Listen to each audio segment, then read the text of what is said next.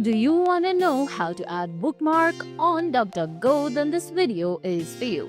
Hey guys, welcome back to our channel. Quick guide. On today's video, I'm going to show you how to do it step by step. So let's get started. First of all, go ahead and launch the DuckDuckGo app on your Mac. Now once you do that, go ahead and look for the website or anything that you want it to be bookmarked. I'm gonna type in facebook.com, then tap on enter. Once you do that, in couple seconds you can see that loading on your screen. Now from the top right corner you'll see a 3-dot menu, and right beside it you'll see comment section like icon, and finally save icon. Tap on it. Now there, go ahead and type in the name for the bookmark and tick this box, then tap on done.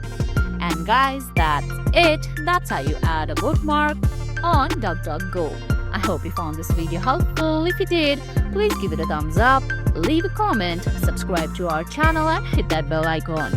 See you in the next video. Thanks for watching.